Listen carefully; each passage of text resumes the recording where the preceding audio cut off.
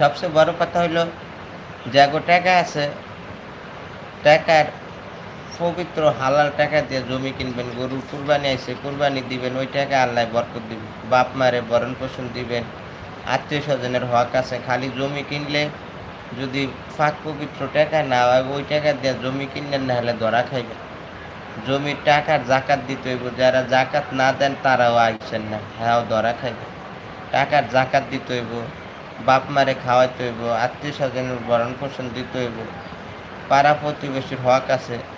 একজন মানুষ হাসপাতালে ভর্তি, টাকার অফিসে চিকিৎসা করতে পারেন, আপনি কিছু টাকা দিয়ে সাহায্য করলেন, হাওলাত দিলেন, তাহলেও টাকার হক আদায় হয়ে যাবে। আত্মীয় স্বজন আছে বিধবা, স্বামী মরে গেছে, ফোলা ভাই নেতিম, যতটুকু পারেন সাহায্য সহযোগিতা করবেন, তাহলে ওই টাকা আমার পবিত্র হইব, পাক হইব। সরকারের ট্যাক্স না দিলে টাকা যেরকম বেলাক টাকা হয়ে যায়, আত্মীয় স্বজনের হক আছে। একটা বিধবা খালাতো বোন আছে, স্বাস্থ্য বোন আছে, মামাতো বোন আছে, স্বামী মরে গেছে, সংসার চলে না, মাঝে মাঝে একটু বাজার করে দিলেন, আল্লাহ সুবহানাহু ওয়া তাআলা আপনার ব্যবসার ভিতরে বরকত দিব, কাজে বরকত দিব। ওই টাকা দিয়ে আপনি জমি কিনলে জমিতেও বরকত দিব। হ্যাঁ, এতিম মানুষ খাইতারে না, চলতারে না, কিছু টাকা দিয়ে সাহায্য সহযোগিতা করলেন, তারপরে আপনি ব্যবসা করেন, যে কোনো ব্যবসা করেন, আল্লাহ ব্যবসায় বরকত দিব।